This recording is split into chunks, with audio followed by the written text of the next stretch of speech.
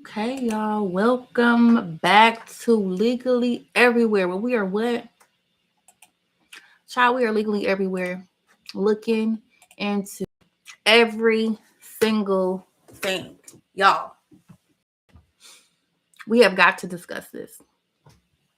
We literally have to discuss this because wait, I want to make sure, is the mic on? 1 2 1 2. Can y'all hear me out there? Let's make sure y'all can hear me. Testing, testing. I don't see the movement. Testing, testing. Okay, let me move this mic a little closer. Can you hear me now? Testing, testing. All right. Well, I will take that as a yes. A win is what? It is a win.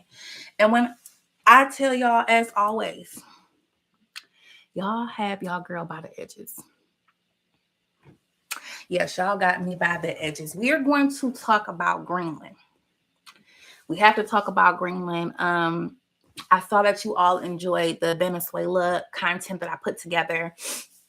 As you know, even when I get information together, if it's not me just presenting a direct resource to you guys, I want to make sure that I allow some of the information to marinate, that I give myself some time to really kind of say, okay, let's look at this and look at that. So once again, I am bringing to you some information about Greenland, the relationship between the United States, and why do I feel like current events are happening the way that they are happening.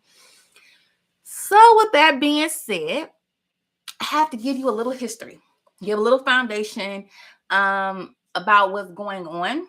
So we talk about some of the internal things that happen, and then we move externally out. We will also go ahead and we're going to be getting into these receipts. We're going to be getting into these receipts. So we have to discuss a little bit of governance towards the end. And as you know, I have found a way to map it directly to what? Project 25. We're going to be talking about that. So if you enjoy the Venezuela live, I think you will definitely enjoy this content. If you have not already, there is a whole entire playlist that is dedicated to Venezuela. Feel free to peruse that particular playlist. It is available for you right now. When I feel like I have tied it with a bow, I will then convert it over into a course where we'll have like the power control wheel and more static documents and all of that. Okay. So I think it is so important that we actually get into the conversation about Greenland, because one of the number one things I think is super interesting about this whole Greenland conversation is it's the lack of information, right? It's the sheer lack of information that we have on Venezuela, not Venezuela, but on Greenland, right? So if you were like me, you were probably under the impression, because it's called Greenland, to believe that it's actually green, right? It's a lot of greenery there. That's the assumption that you would have, right? Wrong, wrong, wrong, wrong, right? It is actually, let's see if I put in my notes the exact amount. Let me see. I didn't put the exact amount. But child, I was looking, I said, wait a minute, it's what? It's mostly ice. It's mostly ice, right? And here's the interesting thing. Iceland is mostly green, and Greenland is mostly ice. Child, ignorance. And look, no fault of our own, right? But ignorance, I think, allowed them to get away with certain kind of stuff. When I say them, I mean the government across the board. It was a leveraging tool because we didn't understand, right? Ignorance to certain information, right? But I'm also going to say, I'm going to show you a fun fact right here. In preparation for this, I went ahead and went through my old textbooks because I took a few geography classes while I was in school, high school, and college. Child, this is my AP human geography book. Do you know I didn't find Greenland in here once? Now, this is a standard type of test. This was nationally standard because when you take the AP test, if you're not familiar with how AP testing is done, generally, if you decide that you want to actually go sit for the actual exam, it's an exam that you would take, and if you score a 3 on the exam, the exam is rated on a 1 to 5 point structure. If you score a 3, you get college credit. Okay. So it's pretty standard across the board. So you would assume that across the United States, across the nation, that they will be teaching this somewhat the same because we have to go sit for an exam. Out of curiosity, y'all know me, curiosity. I'm always curious. I'm always getting into these receipts. I keep my books. Hello? Because why do I have this almost 20 years later? Okay. But that's just me. I have a nice size little library. With that being said, there was no reference to Greenland in this book. Should it be? Oh, absolutely. And we're going to get into the receipts and I'm going to explain why. Because let me, I guess, just jump into everything. Because when I tell you just the lack of basic understanding that we have on some other countries, I feel like allowed certain things to not have as much resistance maybe, or require as much dialogue as we probably would have had we had true understanding on what was actually occurring. So I don't want anyone to feel like, oh, she said I'm dumb, I'm ignorant. I don't know. That's not what I'm saying. What I'm saying is the lack of knowledge that most constituents had, even myself, someone was like, oh, I pride myself on trying to be informed, was very uninformed on a lot of things that I have now educated myself on. And these are things I'm going to share with you all. But I think that's a significant element and piece of this foundation is the fact that we accepted really shallow, real bare bone explanations for things because we didn't know. You know what I'm saying? We didn't know what was really going on. And to be quite honest, when I started to dig into the history, this is not even new news, right? This is not new at all. Child, we've been given hundreds of years of information, but it's going to be exceptionally concise. I will not keep y'all long, despite the fact this little bit extended introduction, right? Yeah, we got to get into these receipts. So let me pop out of this open view and we're going to jump into my PowerPoint. And child, I just found out calling it a PowerPoint, it makes you sound, oh, I said, oh, child. These young children got to teach me something because I had no idea calling your presentation a PowerPoint dates you.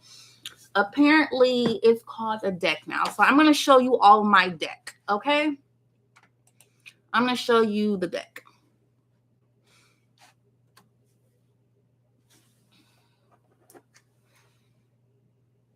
Okay, so I just kind of addressed some of these elements, right? Okay, so I did put it here because I said in my head, I know I had this on my notes somewhere. I have some typed out notes as well, just in case I missed something. But as I said, right, it's mostly ice, right? So it's 80%. I thought I had it somewhere, and I'm glad it's on the screen. So it is 80%. 80% ice. Now, when we talk about the assets, remember I told you with Venezuela, it was the oil. Oil is that girl. When we talk about Greenland, I want you to keep in your mind it's minerals, minerals, minerals. It's the hot commodity. It's the tradable element that's really driving this conversation in ways I don't think that people are understanding. And that in itself is somewhat dangerous when you're not informed that you should be informed. That becomes a vulnerability, which then becomes leverage for someone else. Okay? So we're going to mirror some of the structural setup of the Venezuela presentation. If you haven't seen that, go ahead, check that playlist out.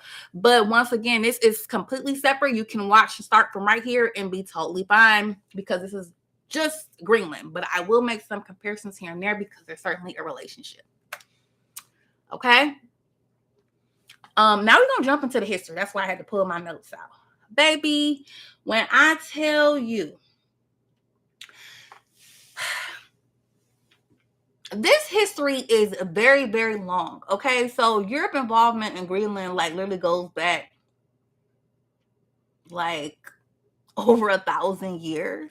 Right. So you can see right here on the slide, I put in the year, right, 986. Right.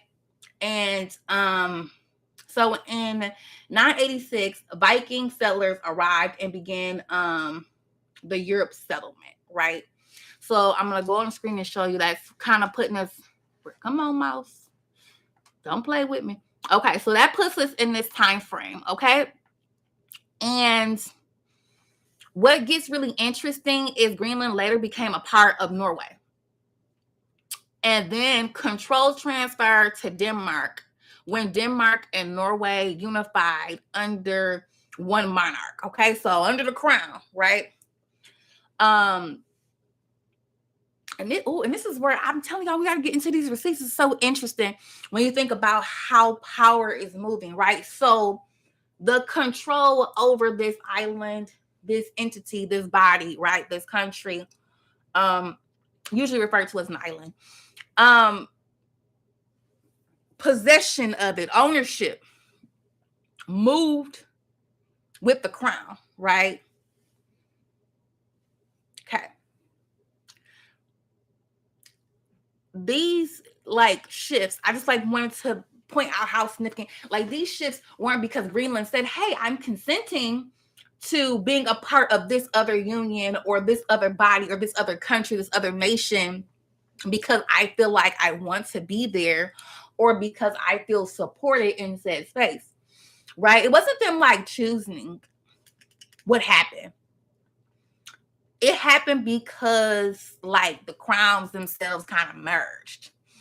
And Greenland itself at that time was treated like transferable property. Long before this geopolitical stuff started happening that we see in modern day, right? Even back then, here, right here, even right here. You see this? Boom, boom, boom. Even during this time frame and this era, this finite but still rather expensive time frame, they're transferred like property. You know what I'm saying? It kind of makes you think if you're somebody like me and you've had a few moments where you go on say something like TikTok, right? And you're saying, I'm gonna give myself an hour to be on here, and you go on there. Y'all know how I feel about analogies. You go on there and out of nowhere, they give you these dramas to watch, right? These social cultural dramas, and on the dramas, and they pick different cultures, right? But it's still these interesting things about power, right? And how they trade people, literal people or entities, if you will, for power and for leverage. And you almost always see them say, hey, I'm going to send my wife to you for power and for leverage, right?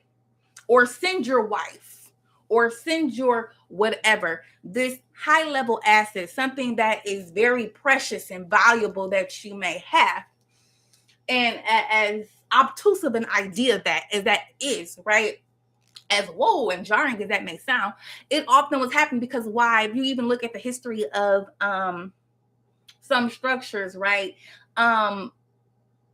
Someone's wife could be considered their property, right? No different than their child being considered their property. Cattle, your servants, maid, people of that nature, right? Considered their property. So therefore, people legally at some point in time, and there's different places, felt that they could trade said entity. So using that analogy, right? In my mind, I was thinking wow, that's so interesting. Because that's such a grand idea to think you're going to trade a whole, let's say, island, right? And a whole island is being traded as a point of discussion. And also, you'll find at some point in history the actual name changed as well, which makes it, once again, I said, just very interesting ideas. So although this is very obtuse analogy that I'm giving you, just kind of keeping in mind when someone says like physically just trading, like, hey, because I have the power to do so, I'm going to say that you're a part of this entity. Oh, you know what? We now have merged our stuff together. So now you're part of this entity, right? Now, what gets interesting is sooner or later, I'm going to talk about how there's a time frame where don't nobody even kind of like checking in on them for a hot minute. Matter of fact, let me just jump to that part right now. I want to focus in on this particular part, just talking about the one. I'm really big on consent, formerly trained as a social worker. I'm always big on that piece. So whenever I look at situations, I always like the level of consent and how that's dictated in like contracts and conversations, governance, and all of that. So it's very interesting, very salient, and if I would say like juicy as a receipt, that to think about the movements, right? The transference of power or ownership rather of Greenland and its like early elements of history that they have like documented, right? So I just wanted to kind of talk about that transference, right, between powers, right? Because right now we're talking about what someone trying to have ownership over Greenland. If you looked at the cover, it was Greenland status for Greenland, not for other entities, right? So talking about some of their origins and history will help us be able to have a better world view of what may be happening, right? What may be happening. Hopefully that all makes sense. Okay, so recolonizing, right? Colonization rather, and cultural control, because this is where it gets really interesting. Something I think that's super important to bring up is something that happens a lot in history, right? We see this happen in other places as well. But I just thought it was super important that we acknowledge the impact of cultural control and how that plays a factor in gaining control, right? Because, you know, I'm really big on systems, but I was formerly trained as a social worker and we study systems and how the system impacts the individual and sometimes how the system affects larger systems, vice versa, from top, bottom, and bottom back to the top. What I found very interesting was that 200-year absence, right? Like there was a point in time where they kind of like, okay, you know, although we have control, they're not really doing too much with it. 200 years is not something to just like, about 200 years. That's a very long time. Traditionally, they used to say like a generation was considered 40 years. 40. So if you did the math with that, that's several generations. Nowadays, we kind of do generations through the lens of like 20 years, right? How many generations that's evenly divisible, right? Within the 10, like within the 200. My apologies. I'm misspeaking early.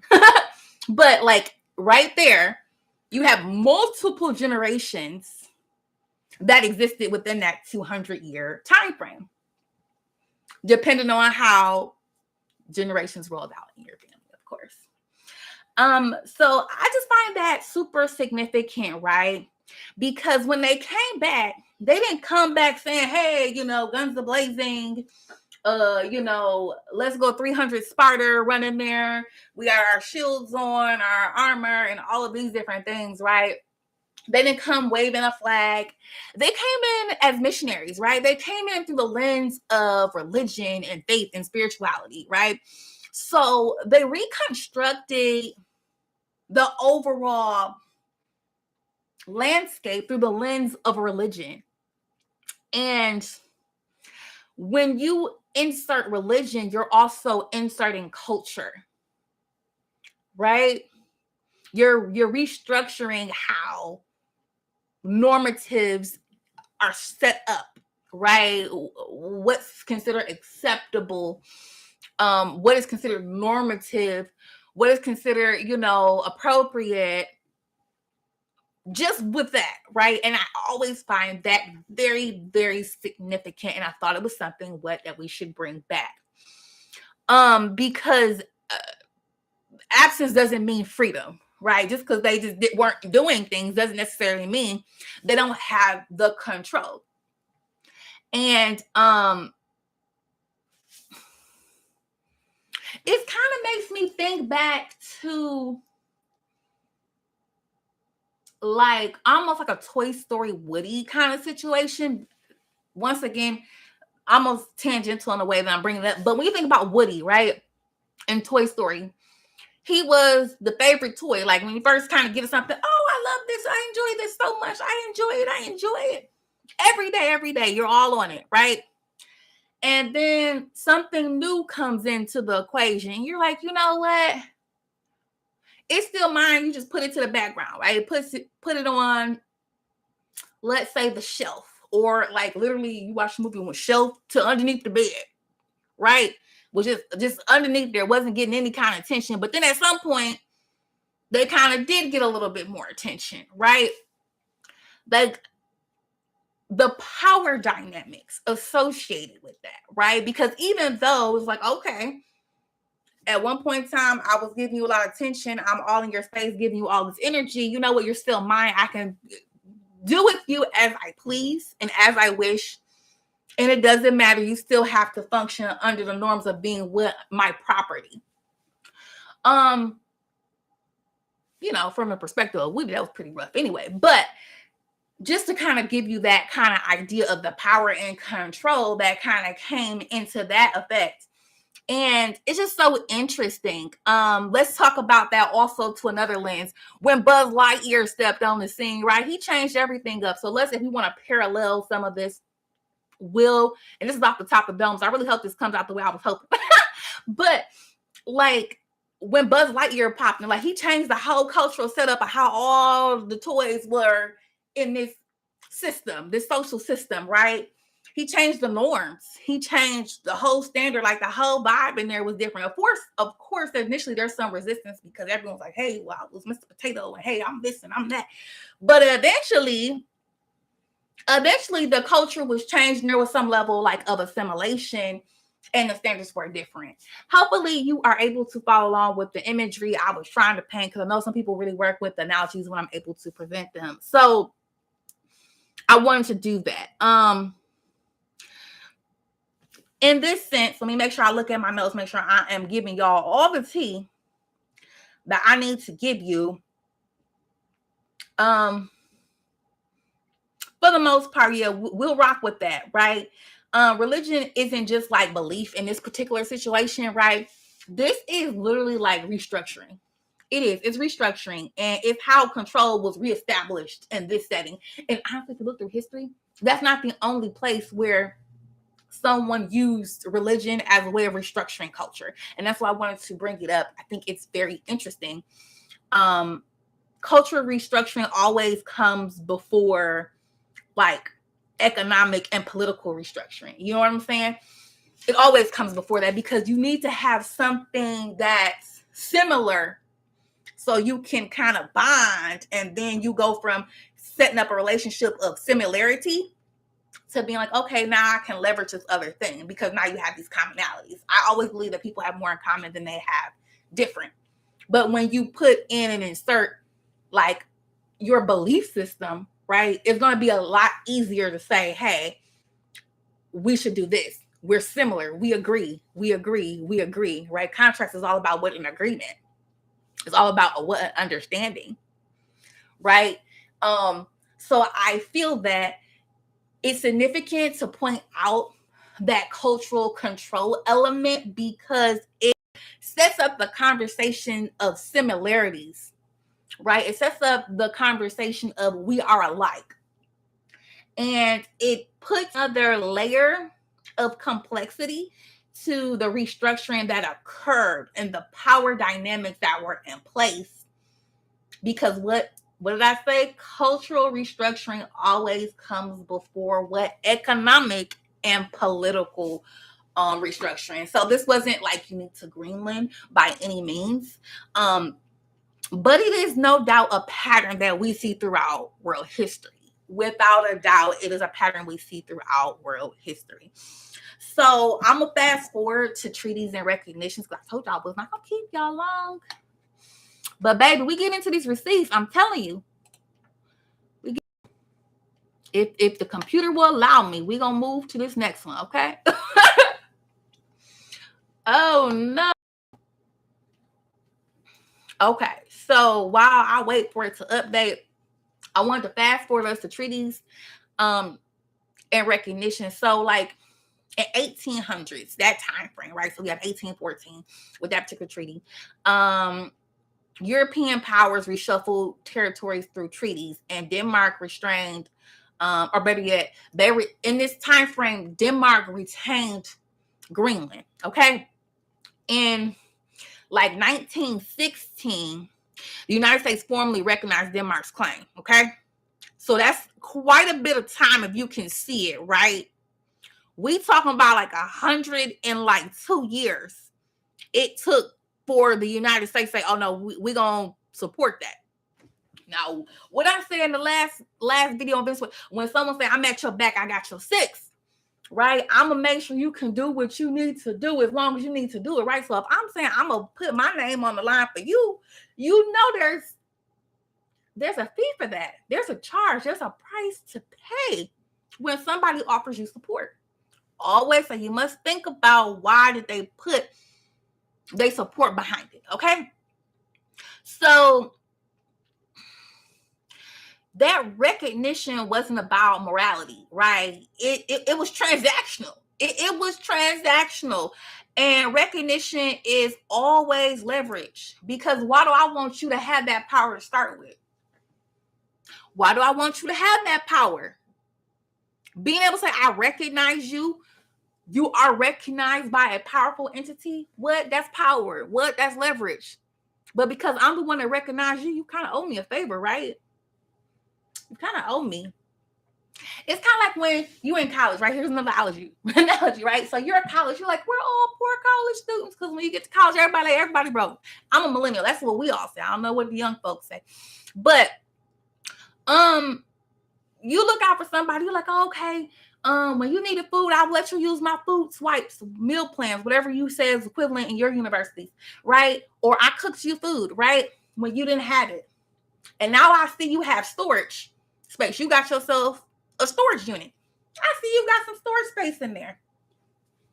Hey, I go all this stuff and I feel like it's moving day. I don't want to have to take all my stuff home. You got this nice little corner sitting over here. You should let me use it. I looked out for you. You're not going to let me use that storage space you got?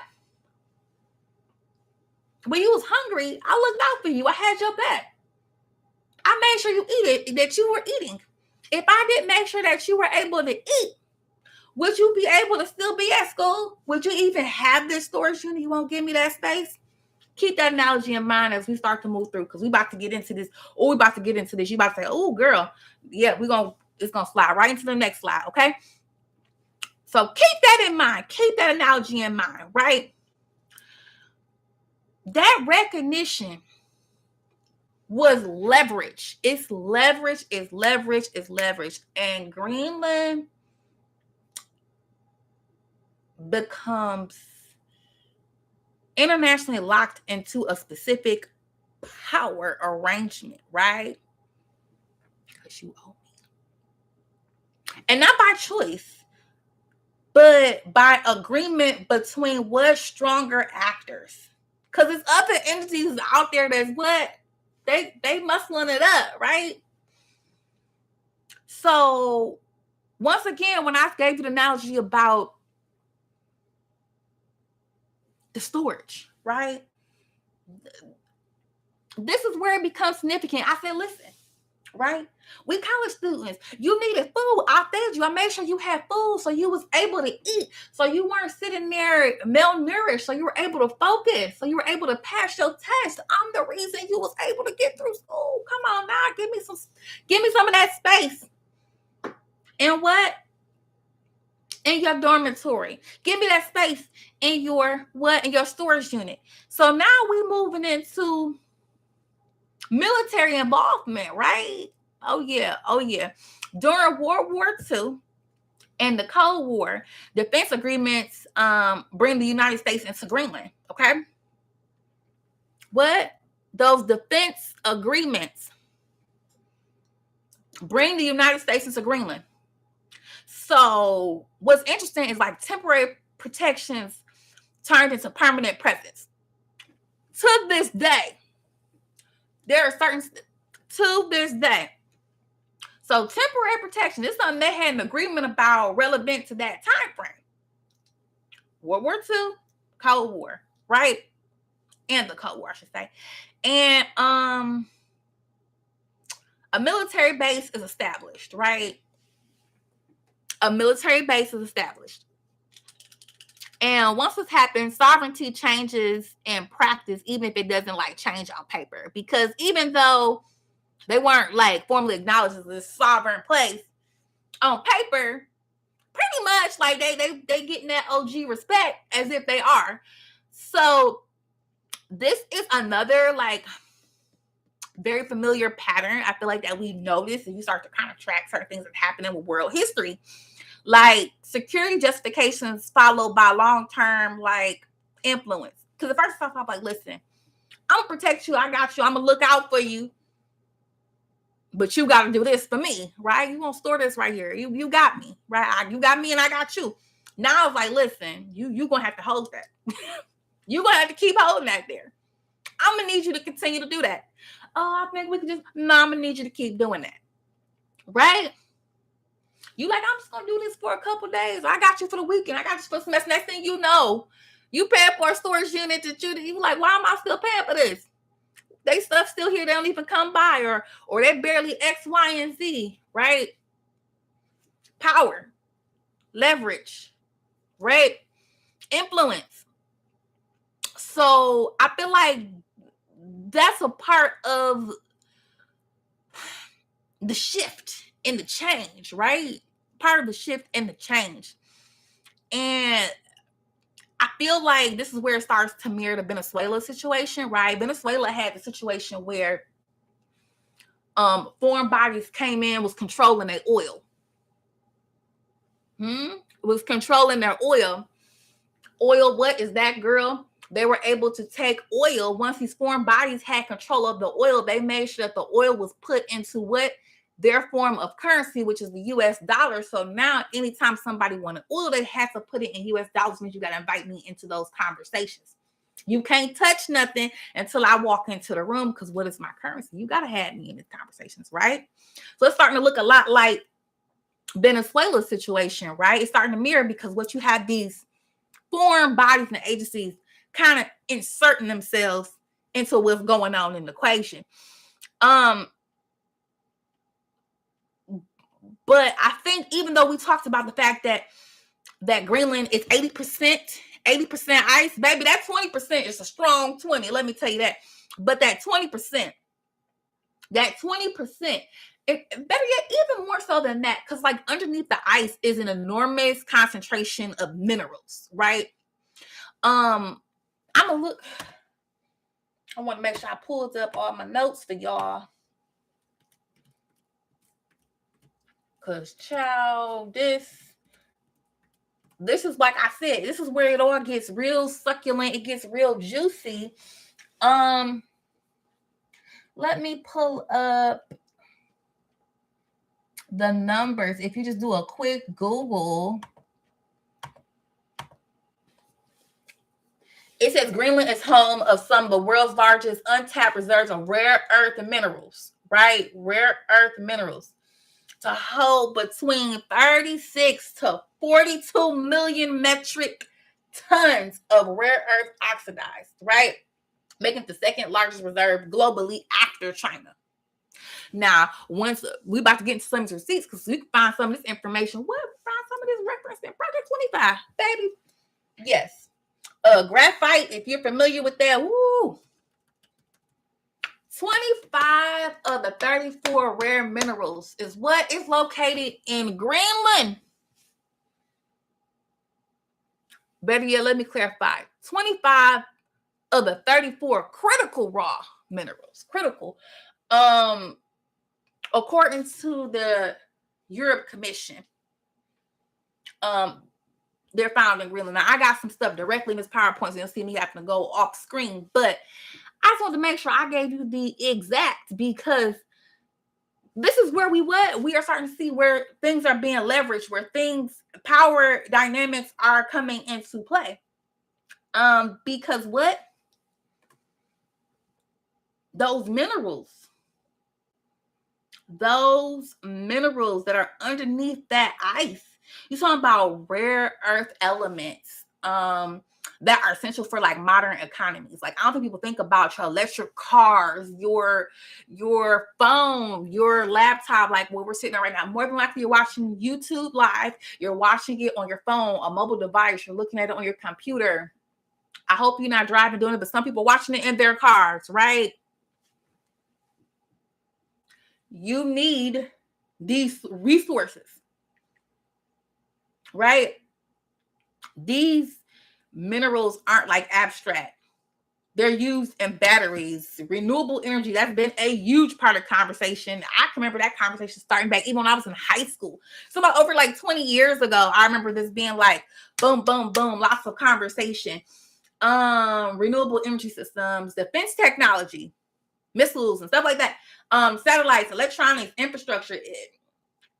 If oil was leveraged for like the Venezuela conversation, I just want you to know that these minerals, that is leverage part of conversation relevant to Greenland. That's what people need to understand. They're like, I don't know what's going on, baby. When you start to see it's about these minerals, those are the hot commodities. What, once again, it's the conversation of the hot girl, right? So I just wanted to say right here on the slide, like, if yesterday's conversation of who's a hot girl, what's the baddie in the conversation, what is the hot commodity, if that was oil, and don't feel like oil isn't still relevant today, because it is, but if we're saying what is the thing today, what is the thing that's coming up, it is certainly minerals. It is certainly minerals, because of all the policy, money, and everything that we're putting behind things that require the use of these minerals. Right. And it's not like you can just go ahead with most of these minerals and just recreate them. You know what I mean? Naturally. So once they get used, it's been used up. A lot of times, most of those minerals are gone. You have to wait to see what's going to happen about the reproduction of those kinds of things. Right. So, okay. Supply and demand. Okay. So it kind of explains, in my opinion, why there's so much pressure. Like, why is there so much pressure behind what's going to Greenland? Because I know where we kind of sitting there like, whoa, you going to do what to Greenland? What is happening? These current events are like out of control, by the way, like literally had me by the edges. But for the point of saying all of this, right? When resources become super essential to like everything, especially you have all this intense dialogue happening, and once again, these minerals are also relevant to weaponry, right? So they're necessary. When you have things that are what supply demand, it's necessary. Neutrality is going to start to exit the chat when heightened desire, when intense need, true need has entered the chat. You know what I'm saying? Like, they're not going to be super soft and passive about it, because supply isn't matching the demand that they have. They have all these demands sitting down in all these different industries, all asking for the same exact minerals, the same exact assets that naturally exist in this one particular place. They said the number one place that typically has it is China. The second is Greenland. Now, you also see that there was some discussion relevant to China and Greenland's like relationship, and that'll be interesting to unpack. I'll probably do it in a different live, Because when you're talking about the amount of resources, right? Mineral resources, natural, raw mineral resources, critical raw resources, I should say. But yeah, it gets really, really juicy. And I just want to point yet another, you know what I'm saying, pattern. I want to pull a couple of things for you just so you could kind of see how resources really play a factor in everything that's currently happening. So this came from the Global Critical Mineral Outlook from 2024. This is the beginning of 2026, January 2026 to be exact. And as you can see right here, I have a link to it. But it states that experienced a growth in 2023. So critical minerals experienced strong growth in 2023, with lithium demand rising by 30%, while demand for nickel, cobalt, graphite, and rare earth minerals all saw increased range between 8% to 15%. Clean energy applications have become the main driver of demand growth for a range of critical minerals, right? So electronic cars, all that good jazz, right? Right here. Let's see. I will actually be making some static so I don't make this too long. But I want you to see this next one. This is 2025 report that I have next, okay? So this is the U.S. Critical mineral list. Okay, y'all can see this was not that long ago. This is January of 2026. This was reported on November. Also, I'm thinking about the actual raw article as opposed to this excerpt, but it talks about actually 2 executive orders for Trump administration their own, but it definitely talks about minerals that are very, they also, what I found very salient, they mentioned national security. They said that it's a national security conversation. The U.S. economy needs it, but it becomes a security issue or point of conversation, right? Relevant to these minerals. Minerals that are what? We can see that these were referenced to be minerals that were what? Present in Greenland. Yes, we are getting what to these receipts. Don't say I didn't come with these what receipts. I told you I'll bring you guys some receipts. Feel free to peruse this particular PDF document. Actually, this is just from the executive summary. There's a whole PDF for this document. This is the name that you can find it under. So I'll move my hand so you can go back and look at that. I will make it a static once I finish my overall presentation on this information. I give you the power, will, and control. I'll put all this up as its own playlist and curriculum or course, how they have it here. And you can actually click the hyperlink, take you directly there. But as you can see, Geological Survey for the United States, 2025, list of critical minerals. You can look this up on your own, because what I try to provide you with what? Public accessible documents. You can look all of this up on your own, but I'm just going to put it here concisely for you just so that you may have it. I just want you to see that. So why pressure now? Economics, power in the system. Like, because you see it now. Hopefully it's a little bit more clear.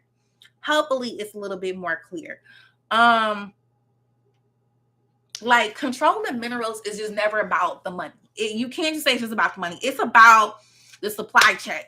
It's about the supply chain. What I've been saying, supply and demand. It's about supply and demand. Whoever controls access controls dependence. You know what I'm saying? And once resources become essential, like, remember during the pandemic, all these essential workers, or once something becomes essential, neutrality disappears. Everybody else had benefits that a lot of us workers who were considered essential didn't get. We got to go to work. We don't feel well, but you got to figure something out. You seeing every which way, right? It didn't matter. The moment you became essential, your discomfort didn't matter. What was fair to you didn't matter, because someone had deemed that what you were essential, and therefore I need you to work. I need you to work for me. I need this thing to be provided so that we have what we need, right? That quick analogy there, right? So with that being said, the moment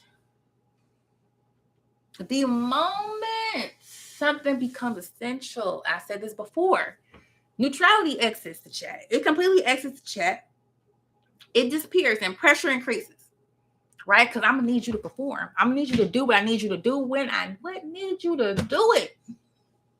They leverage for the very point of when they want to put pressure, they're going to apply what? They're going to apply pressure. So let me look through these notes real quick to make sure I don't forget anything. Pressure increases, right? Interest intensifies, right? You got all this pressure now, people, okay, the interest. So what looked like distant land suddenly becomes strategically important, right? And I think it's also another reason why they named things where they named it, and they positioned the conversations, the posture was the way that it originally was. It made you feel like it wasn't as important, so what they could always maintain control without people saying, hey, what's going on over there? And this is why, in my opinion, timing matters. Like, global economic system across the board is shifting. We've been talking about BRICS a little bit. So if you go follow Venezuela, we know that with BRICS, there are 9 actual members, and then there are like 9 partners. And this is moving away from that westernized financial system that traditionally was somewhat in place. Right now they have this alternate system. So with all of this kind of occurring, you're going to see somebody kind of put pressure, and kind of like Bogart, they weigh in. They kind of come in like one of those defensive line people, or like a wrestler, somebody about to go for a grapple or whatever. It gets a little aggressive in posturing because they're trying to exert control. They feel like, well, I need to get control. We saw Venezuela, I need to control the oil because that makes the US dollar feel more powerful, right? It's more of a leverage. This is once again another form of leveraging to make the US economy, like to make that dollar hold more weight. So let's see. I want to make sure I look at my notes once again, right? I don't want y'all to miss nothing. So I've been talking about the experimenting with these other Western dominated financial systems. That's what I was saying before, right? So then you have the alternate being BRICS. So with that being said, when that happens, it's not like just control over the physical asset itself. It's not just the currency that they're fighting over. They're fighting over the power. It's the power over the system, because that controls not just your economy, but other economies too. Okay? Listen, that's a receipt within itself, but I got a little bit more for y'all. So you got to think, if I'm trying to not just control how my economy is operating, but I'm trying to control a couple of them, right? And I'm going to use your system, right? I'm going to use your asset, better yet, right? I'm going to use your asset, your resources to do so. And like, you trying to push back and say, we don't want you here. Saying you don't want outside control. What Venezuela's the same thing. Like, we don't want that, right? So posture is super important. Like, is them saying like, we're very much aware of what's going on, and they're not trying to go for it. It's like a indication of awareness, right? Because at the beginning we talked about like how I feel like general U.S. constituents, like, we were not aware of like a lot of the things that I'm discussing right now. And what I think is interesting is like the signal of resilience and resistance to becoming another resource extraction point and zone, right? That's shaped by like external pressures on their economy. You know what I mean? And that's one of the things I wanted to point out, like, because they're like, I don't want some external body coming in trying to tell us how we gotta move and affecting our economy and affecting overall what we can do. Because right, when you got an asset that you to a degree control, or you have in your possession, you have an ability to do some wiggling to move however you need to protect yourself, right? Not saying I them going on the offense, but like just to protect themselves and be able to live the peaceful lives they appear to live, right? If you're trying to come in and take that, you taking my tools to defend myself.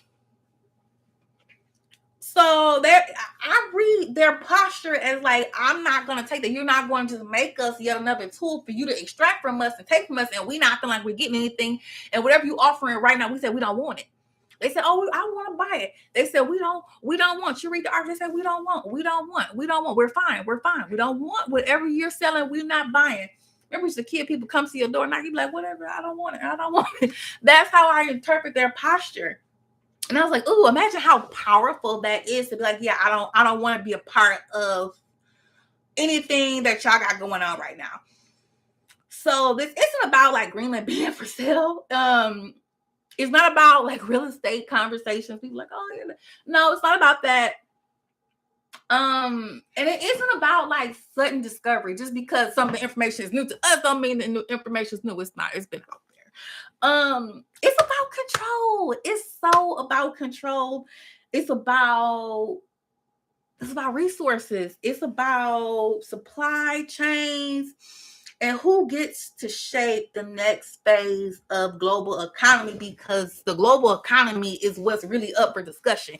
In Venezuela, we kind of talked about it, the intersections between that, all of what happened there, history, and then the relationship of BRICS, right? The same is happening here, y'all. The same is happening. Like who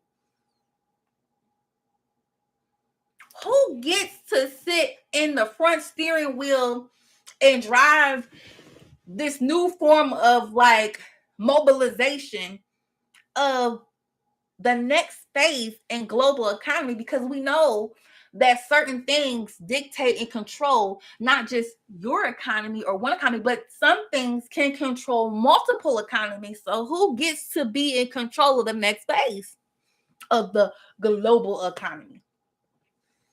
Right? Woo, did I or did I not get into these receipts? Did I or did I not get into these receipts? Now, with that being said, I recommend some of these 9 books just in case you're interested. I did show you already. You got to see these 2 bottom ones. But if you're interested at all, there is a Congressional Research Service document because that talks about some of the posture discussions. So you see, I put that there. You screen that. And then Greenland Self-Government Act of 2009. A little bit about the self-determination governance structure. I thought as much of a full picture as I can. I had a 3rd slide that I do not see, or a 13th slide, but essentially I looked all this up in Project 25. Yes, I did. And it popped up 3 times. Okay. And because it's not showing, I'm going to show it on my phone. Project 25, it did pop up 3 times. Let me see if I can see what y'all see on the screen.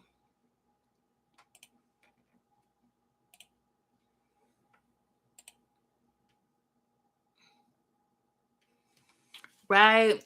So it popped up. Can y'all see? Yeah, there we go. It popped up 3 times in Project 25. Okay. It's the one title is concerning Greenland. The opening of the U.S. Consulate in Nuuk is welcome. That's on page 223. It says ties between the U.S. and Greenland. Also page 223, and establish an office in Greenland to help counter China claims of being. Well, it stops at part of the title, but that's page 289. Okay. If you're interested in the one that's about the China relationship, please pull that one back up.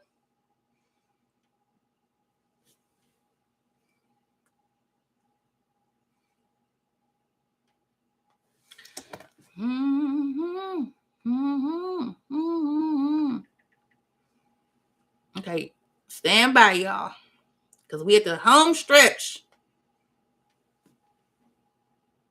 As you can see, make sure y'all can see, I have a static version of Project 2025 available already. If you go to the post section of YouTube, I have that digital static version there for you to peruse through and look on your own.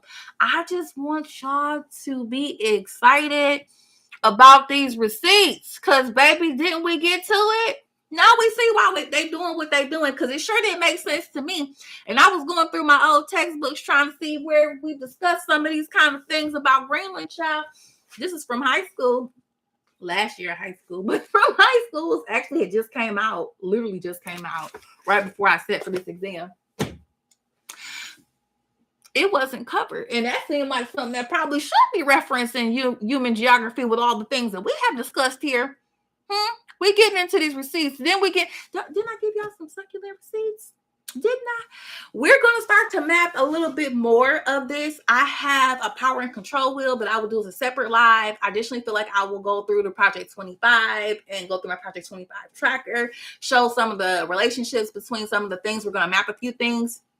But I think this should be it for the night.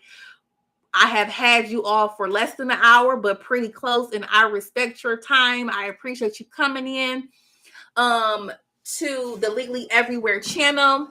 Know that you can find this content under our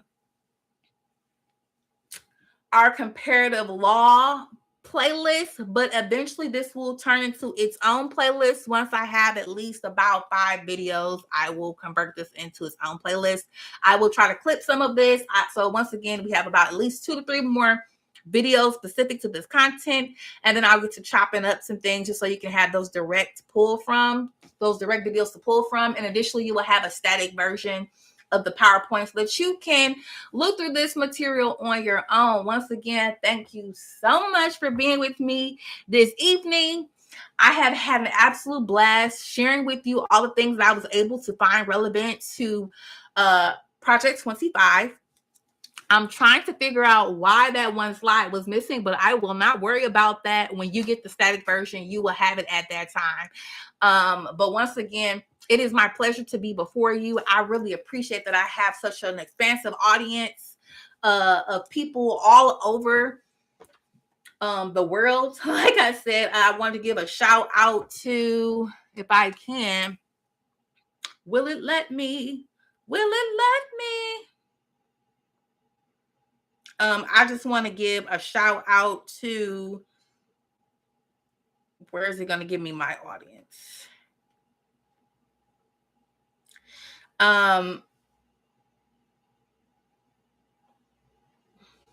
The United States, Canada, United Kingdom, Australia, the Philippines, South Africa, India, Germany. There are more. I don't know why it's not showing me all of you all, because I know there are far more than this, but I have larger audiences in these particular areas. I just want to thank you all. I know that there are 13 countries that were listed. I don't know why they're not showing up. When I went to go look at my phone, I usually do it on my computer. It shows me everything. Thank you all so much for your support. Follow my content. I really hope that you find this video to be helpful. I found this to be very informative experience looking it up. And I look forward to continue to talk about the power dynamics, how leverage is being used, and what governance, because we got to get to these governance questions as well. But once again, we've been getting into these receipts. Thank you so much. I will see you in the next video. See you until next time.